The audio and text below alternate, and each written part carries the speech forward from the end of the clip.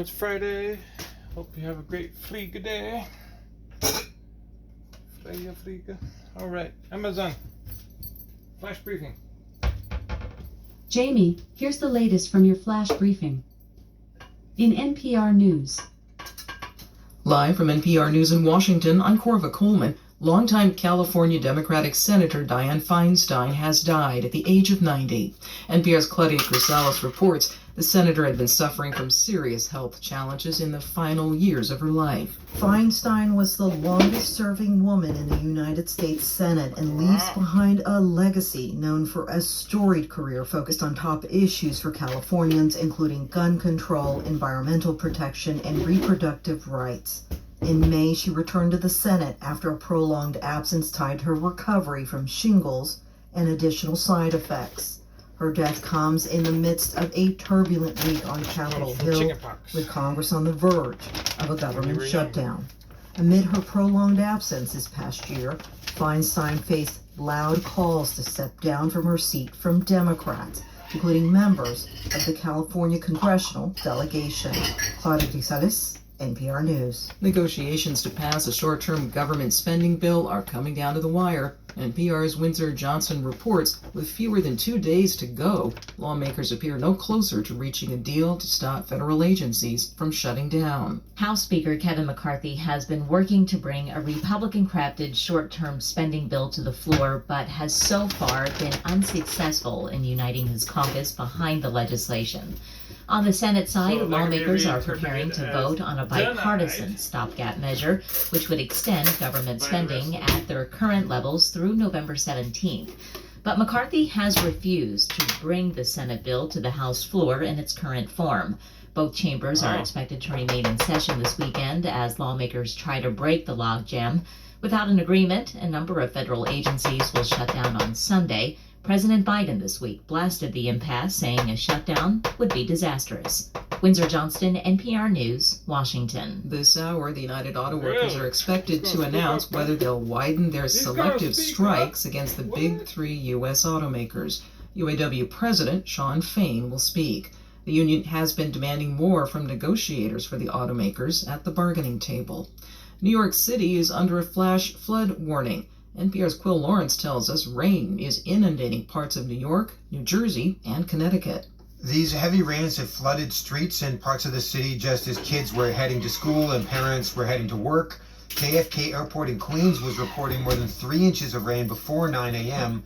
The National Weather Service has warned of flash flooding around the region, and authorities advise drivers not to pass flooded roads and to keep updated on their local weather reports before venturing out. Don't The storm system is expected to linger over the city into the weekend. NPR's Quill Lawrence reporting. On Wall Street, the Dow was up more than 100 points. You're listening to NPR If News. you have four-wheel drive in your tailpipe, President Biden will attend a farewell ceremony today for the outgoing chairman of the Joint Chiefs of Staff, General Mark Milley. He's stepping down today. Biden will also welcome Milley's successor, General C.Q. Brown. There's been an outpouring of grief and anger in the UK over the felling of one of the country's most famous trees. It was in northern England near the border with Scotland, and it was featured in movies, pop culture, and countless Instagram feeds. NPR's Lauren Frayer reports from London. Prince of Thieves. It's the sycamore Kevin Costner swings from in the 1991 Robin Hood film. It was once named England's Tree of the Year.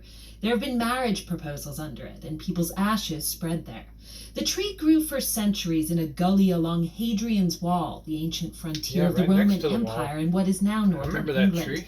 It was iconic, featured in postcards from the region. Now it's just a stump, though. Police have arrested a 16-year-old for allegedly sawing it down.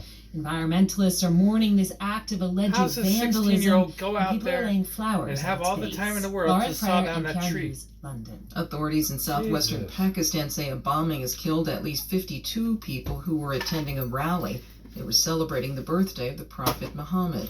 Police are investigating to see if the attack was a suicide bombing. Separately, Pakistani authorities in another province say there's been a second deadly bombing today. 5 people were killed when a bomb went off at a mosque. I'm Corva Coleman, NPR News from Washington. In NASA News. by Jessica Barnett, NASA Marshall Space Flight Center team members were treated to a special 30-minute performance by musicians from the Huntsville Symphony Orchestra inside Activities Building 4316 on September 21st. The string quartet included 2 violinists, a violist, and a cellist performing several recognizable classical compositions, including Gershwin's Summertime and Murray's Rondo. The performance. I mean, seriously, did The they just International let him Astronautical cut it down and Federation, then go arrest him? IAF, has awarded its Excellence in Industry Award How to do you not NASA's see James that Webb happening? Space Telescope. How does The no award will one be see that presented at the happening? 2023 International Astronautical Congress taking place in Baku, Azerbaijan, October 2nd through October 6, 2023. The IAF Excellence in Industry Award is intended to distinguish organizations worldwide for introducing He's obviously revolutionary not a friend of space the Lord. technology research and development relies on novel ideas across America.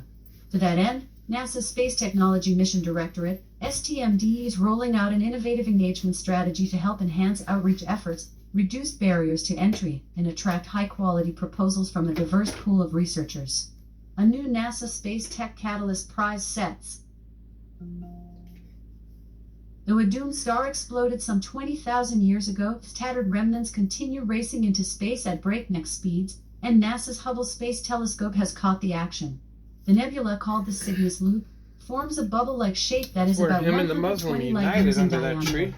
The distance to Friendship. its center is approximately Muslims and Christians 2,600 light united. years. Imagine that.